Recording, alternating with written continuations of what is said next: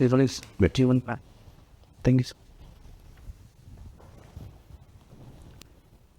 10th में आपके 9.2 CGPA yes sir. 12th आपने कॉमर्स से की है 92.8%। यस और ग्रेजुएशन आपने आर्ट्स में की है 2021 में 56%। आर्ट्स में सब्जेक्ट क्या थे आपकी? सर, इकोनॉमिक्स, हिस्ट्री और इंग्लिश लिटरेचर। बस 2021 में किया है। यस 2021 के बाद में कुछ नहीं किया फर्दर उसके आगे? ठीक है। RS 2021 दिया है, 2023 दिया आपने, यस उसमें क्या रहा रिजल्ट आपका 2021 वाले में? सर, मैंने मेंस दिया था लेकिन इंटरव्यू के लिए क्वालिफाई नहीं हो। और रीडिंग बुक्स आपकी हॉबी है, स्केटिंग हॉबी है। लास्ट बुक कौन सी पढ़ी आपने? सर, पाओलो कोएल्हो की है द अल्केमिस्ट। किस प्रकार की बुक्स को पढ़ना ज़्यादा पसंद करते हो? सर, ज़्यादातर मैं माइथोलॉजिकल जो बुक्स हैं, फिक्शन, माइथोलॉजिकल फिक्शन, वो पढ़ना पसंद करता हूँ। लगभग कितनी बुक्स पढ़ी होंगी अभी तक? सर, कभी कभार पढ़ते हो या ऐसे आपकी हॉबी है कि मैं इनमें सर रात को एक किताब या 2 पेज पढ़ के सोता हूँ? सर डेली 2 पेज तो पढ़ के नहीं, लेकिन हाँ कभी कभी पढ़ता हूँ। ठीक है। इतिहास में अगर आपको लिखने के लिए कहा जाए यस तो किस प्रसिद्ध व्यक्तित्व पर आप किताब लिखना चाहेंगे? किताब तो पढ़ रहे हैं वैसे आप, लेकिन लिखना किस पर चाहेंगे? इतिहास में सर चंद्रसेन, जोधपुर के राजा रहे हैं चंद्रसेन, उन पे। क्या काल रहा है उनका, चंद्रसेन का? सर वो अकबर के समकालीन थे। अकबर के समकालीन थे। Yes sir. ऐसे डेट तो आपको पता ही नहीं है। कोई ऐसा बंदा जिसके बारे में पूरी जानकारी हो आपको, जिसके बारे में आप लिख सकते हो, अभी लिखा है तो आप 5 पेज लिख सकते हो, ऐसे व्यक्तित्व के बारे में बताइए। सर ऐसा कोई व्यक्तित्व नहीं है, सॉरी। अच्छा, राजस्थान सरकार का बजट अभी लेटेस्ट आया है। Yes sir. क्योंकि आपका कॉमर्स बैकग्राउंड आपका रहा है, बजट कौन तैयार करता है और कैसे तैयार होता है? सर बजट जो होता है वो ऑफिस ऑफ इकोनॉमिक एडवाइज़र जो है वो प्रिपेयर करता है, डिपार्टमेंट ऑफ इकोनॉमिक और स्टेटस। आपने जब कॉमर्स 11th-12th में पढ़ी, यस सर। उस समय आपने पढ़ा होगा बजट कितने प्रकार के होते हैं? सर उस टाइम पे 3-4 टाइप के बजट पढ़े थे, जैसे performance budget, zero base budgeting, gender budget. Zero base budget क्या होता है? सर जीरो बेस में जो हमारे गवर्नमेंट के जितने भी एक्सपेंसेस होते हैं, कोई भी पॉलिसी चल रही है, कोई भी स्कीम चल रही है, उसमें नेक्स्ट ईयर में जब भी हम नई जो फाइनेंशियल ईयर ख़त्म होता है, तब हम जब भी स्कीम स्टार्ट करते हैं तो उसको जो नया एक्सपेंसेस है उनको जस्टिफाई करते हैं कि क्या इस स्कीम को आगे चलाना सही है, उसको जस्टिफाई करते हैं। और जैसे केंद्र सरकार का अलग बजट है, राज्य सरकार का अलग बजट है, जिला का अलग बजट है, पंचायत राज का अलग बजट है, इनको एक ही क्यों नहीं कर देते? 1 बजट, 1 नेशन, 1 इलेक्शन। क्या जरूरी है इतने बजटों की? सर बजट क्योंकि गवर्नमेंट के एक्सपेंसेस जो स्टेट गवर्नमेंट होती है, सेंट्रल गवर्नमेंट होती है, या फिर जो लोकल लेवल पे, लोकल पंचायत लेवल पे जो गवर्नमेंट या फिर जो होते हैं, उनके जो नीड्स होते हैं, उनके जो रेवेन्यू के सोर्सेज होते हैं, उनका जो एक्सपेंसेस होता है, जो सोशल सर्विसेज में या इकोनॉमिक सर्विसेज में प्रोवाइड करते हैं, उनके थोड़े अलग होते हैं सबके। तो इस वजह से हमें हर स्तर पर अलग अलग बजट की ज़रूरत पड़ती है। ये बजट जो अलग अलग है, ये केंद्रीकरण का एग्जाम्पल है या विकेंद्रीकरण का एग्जाम्पल है? सर डिसेंट्रलाइजेशन का। डिसेंट्रलाइजेशन। ये शुरुआत कब से हुई? सर ये ब्रिटिश एरा से बजट की शुरुआत। बता सकते हो उसमें किसी का नाम कि सब उनके टाइम के अंदर ये हुई थी? सर पूरा नाम करना चाहूँगा। Yes. रैल्फ शेल्डन शायद फाइनेंस मिनिस्टर थे शायद। अच्छा, भारत का पहला बजट कब आया था? 1934 आई थिंक। 1860 के अंदर जेम्स विल्सन द्वारा प्रेजेंट किया गया था। पहला बजट इंडिया का माना जाता है, वो अंग्रेजों के टाइम के अंदर। Thank you. बजट क्यों पेश किया जाता है? सर बजट में जो गवर्नमेंट के जो नेक्स्ट ईयर है उसके जितने भी एक्सपेंसेस होते हैं और कहाँ से उन एक्सपेंसेस के लिए गवर्नमेंट रेवेन्यू लेके आएगी, उन सब के लिए पेश किया जाता है। और गवर्नमेंट कौन कौन से सेक्टर में कितना पैसा लगा रही है और गवर्नमेंट को रेवेन्यू कहाँ से आ रहा है उसका। अभी लेटेस्ट हमारे देश में किस राज्य में चुनाव हुआ और वहाँ की मुख्यमंत्री कौन बनी है? सर लेटेस्ट अभी स्टेट में नहीं, मतलब दिल्ली जो यूनियन टेरिटरी है वहाँ पे इलेक्शन हुआ है और वहाँ की जो चीफ मिनिस्टर हैं वो सर नाम ध्यान नहीं है। रेखा गुप्ता बनी है। आपने कहा सर दिल्ली यूनियन टेरिटरी है, केंद्र शासित प्रदेश है। केंद्र शासित प्रदेश जैसे दिल्ली,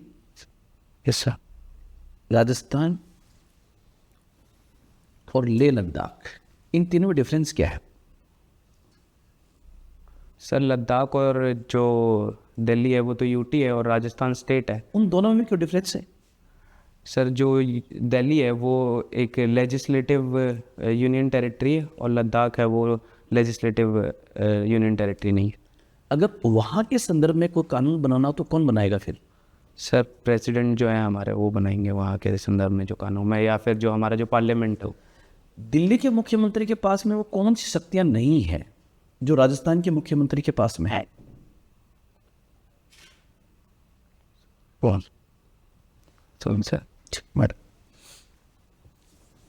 आपको किताबें पढ़ना पसंद है? उसमें डॉक्टर एपीजे अब्दुल कलाम साहब की बुक का नाम बताइए।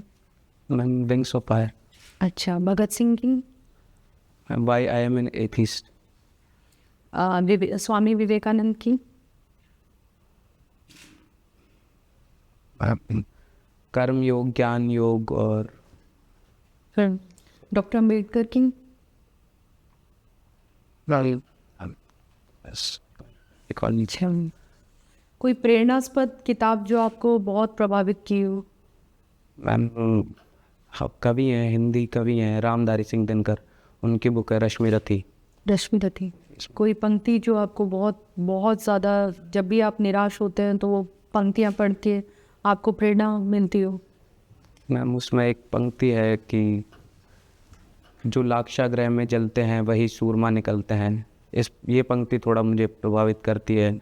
और एक है कि खम ठोक ठेलता है जब नर पर्वत के जाते पाँव उखड़, मानव जब जोड़ लगाता है पत्थर पानी बन जाता है। ये पंक्ति भी मुझे प्रभावित करती है। Indo US relations business point of view से, ई कॉमर्स के पॉइंट ऑफ व्यू से किस तरीके से देखते हैं आप? मैम ई कॉमर्स के हिसाब से इंडो यूएस रिलेशन में जो इंडिया के पास, क्योंकि एमएसएमई इंडस्ट्रीज़ हैं वहाँ पे छोटे या फिर जो हमारा हैंडीक्राफ्ट प्रोडक्ट्स है उनके लिए हमारे पास मार्केट है जो हम यूएसए को यहाँ से एक्सपोर्ट करके बेच सकते हैं। लेकिन उसमें मैम इशू ये है कि क्योंकि जैसे अमेज़ॉन हो गया या फिर वॉलमार्ट हो गया, ये बड़ी बड़ी कंपनीज़ हैं, तो वो हमारे यहाँ पे थोड़ा जो मार्केट है या जो हमारे यहाँ की जो कंपनीज जो पहले से फंक्शन कर रही हैं उनको वो इम्पेक्ट कर सकती हैं। बट अभी तो अमेरिका अपनी पूरी इकोनॉमी और पूरा अपने आप को श्रिंक कॉम्पैक्ट करने पे जोर दे रहे हैं। इसमें क्या लगा है उन्होंने? अभी जैसे टैरिफ्स की बात कर रहे हैं, डीग्लोबलाइजेशन की तरफ बढ़ रहे हैं। मैम रिसेंटली उन्होंने जो अपोजिट टैरिफ जो होते हैं कि जो कंट्री उन पे कुछ चार्ज कर रही है सेम वो अमाउंट ऑफ टैरिफ्स वो दूसरी कंट्री पे चार्ज करेंगे, वो इनिशिएटिव लिया है यूएस गवर्नमेंट। भारत का सबसे ज़्यादा व्यापार अभी किसके साथ है? हम चाइना के साथ। चाइना के साथ। सेकंड नंबर पे यूएसए। यूएस के साथ। और इंपोर्ट सबसे ज़्यादा किसके साथ है? ये एक्सपोर्ट की बात कर रहे हैं या इंपोर्ट की मैम बात कर रहे हैं? टोटल जो टोटल एक्सिम। हाँ ओके। तो और एक्सपोर्ट सबसे ज़्यादा कहाँ होता है? Ma'am export, sorry ma'am continue. और इंपोर्ट कहाँ से सबसे ज़्यादा रहता है इंडिया का? भुगतान संतुलन इस समय कैसा है इंडिया का? बीओपी क्राइसिस नहीं ओके जी बीओपी। मैम अभी भुगतान संतुलन तो मैम नेगेटिव में, लेकिन हमारे पास फॉरेक्स रिजर्व्स हैं जिससे हम इंपोर्ट्स को फाइनेंस कर सकते हैं अराउंड 600 बिलियन। अभी बजट की बात की, बजट का उल्लेख संविधान में कहाँ किया गया है? मैम आर्टिकल 112, बट वो एज ए बजट मेंशन नहीं है, एनुअल फाइनेंशियल स्टेटमेंट्स के रूप में मेंशन। Annual financial statement. अच्छा, कोऑपरेटिव फेडरलिज्म क्या होता है? तो जो स्टेट है और जो सेंटर है वो सब मिल के जो गवर्नमेंट में पॉलिसीज़ बनाने में और उन सब में पार्टिसिपेट करते हैं, वो कोऑपरेटिव फेडरलिज्म। भारत क्या वास्तव में कोऑपरेटिव फेडरलिज्म की तरफ बढ़ रहा है अभी?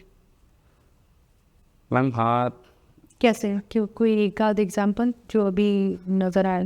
मैम जैसे नीति आयोग है, तो नीति आयोग का जो फॉर्मेशन हुआ 2015 में, तो उस वो पूरा जो कॉन्सेप्ट है नीति आयोग का वो बेस्ड कोऑपरेटिव फेडरलिज्म में है, वो उसके लिए काम करता है।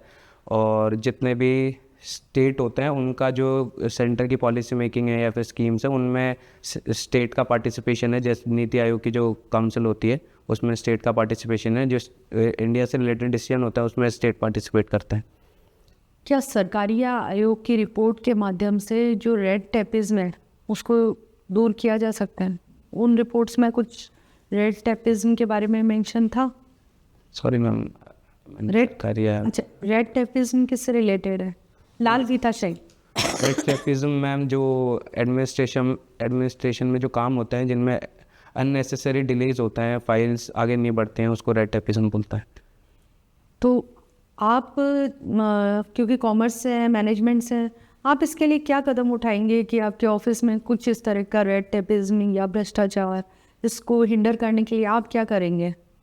मैम टेक्नोलॉजी का यूटिलाइजेशन कर सकते हैं। जैसे जितने भी जो फाइल्स हैं उनको डिजिटली कर दिया जाए, जो जो भी पेपर वर्क होता है उसको डिजिटल कर दिया जाए, और फिर उसमें एक लिमिटेशन लगा दी जाए कि हाँ पर्टिकुलर 10 दिन में ये फ़ाइल यहाँ से आगे जानी चाहिए, ताकि उससे ये नहीं होगा कि हाँ जो डिले होता है, अननेसेसरी डिले होता है, वो नहीं होगा। ये और जो जितने भी गवर्नमेंट एम्प्लॉयज़ हैं उनका कैपेसिटी बिल्डिंग की जा सकती है, उनको नई टेक्निक्स या फिर जो काम को जल्दी करने के तरीके वो सिखाए जा सकते हैं, उनको ट्रेनिंग प्रोवाइड कर। ई फाइलिंग से सहूलियत हुई है काम में? Ease of doing e finance, e filing? अच्छा ई फाइलिंग, हाँ ma'am, so yes ma'am. Madam 12th में आपके पास कॉमर्स थी और ग्रेजुएशन आपने आर्ट्स में क्या क्या थे आपके पास सब्जेक्ट? मैम इकोनॉमिक्स, हिस्ट्री और इंग्लिश लिटरेचर। मुझे कॉमर्स और आर्ट्स को जस्टिफाई करो, आपने एकदम कॉमर्स छोड़ के आप आर्ट्स में क्यों आए? मैम मुझे क्योंकि सिविल सर्विसेज के लिए प्रिपेयर करना था, और उसमें ऐसा नहीं है कि आपको एक पर्टिकुलर फील्ड चूज़ करनी पड़ेगी। और जब मैं 12th में था तब मुझे इकोनॉमिक्स अच्छी लगती थी, तो और क्योंकि मेरी हॉबी रीडिंग, बुक्स रीड करना है, तो इसीलिए मैंने वहाँ से जब कॉमर्स से जब आर्ट्स में आया तो इकोनॉमिक्स जो मुझे अच्छी लगती थी वो सब्जेक्ट मुझे मिल गया, और क्योंकि मुझे बुक्स रीड करना पसंद है तो मैंने इंग्लिश लिटरेचर ले ली। मेरे पास ये दोनों ऑप्शन आ गए। कॉमर्स में मैं लेता तो मेरे को ये ऑप्शन नहीं मिलते। आपने अभी एक पंक्ति बोली थी, जो लाक्षागृह में जलते हैं वही शूर निकलते हैं। यस ये लाक्षागृह के साथ कोई किंवदंती, कुछ कहानी वानी कोई जुड़ी हुई है क्या? मैम ये महाभारत का एक प्रसंग है जहाँ जितने जो पांडव थे उनको जो कौरवों का जो दुर्योधन है वो उनको प्रयास करता है उनकी हत्या करने की, 1 लाख का महल बनवा के उसमें उनको जलाने का प्रयास करता है ताकि वो जो सत्ता है वो उसे मिल जाए।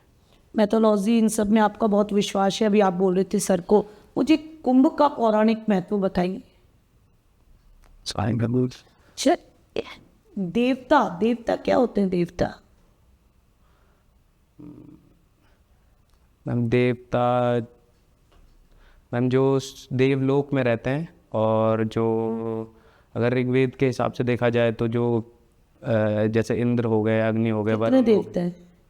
मैम 33 कोटि कोटियन टाइप्स। एक भारत का सबसे बड़ा कोई शेयर घोटाला था, याद आ रहा है? मैम 1992। कौन था उसका मुख्य पात्र? मैम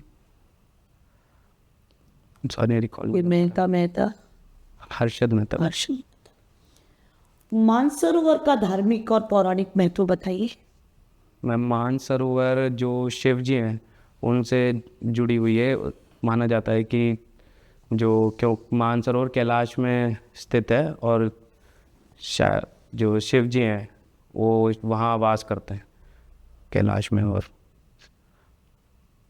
इनकम टैक्स और जीएसटी दोनों टैक्सेस है, इनमें मूल अंतर क्या है? मैम एक इनडायरेक्ट टैक्स है, एक डायरेक्ट टैक्स है। जो इनकम टैक्स है वो एक पर्सन पे लगाया जाता है, और जो जीएसटी है वो जो ग्रुप कंपनी। हाँ ग्रुप कंपनी चलिए, सर्विस। वित्त मंत्री कौन है अभी फिलहाल अपने देश के? हम श्रीमती निर्मला सीतारमन जी। चल ठीक। ओके बेटा, पहला चरण आपका यही समाप्त होता है।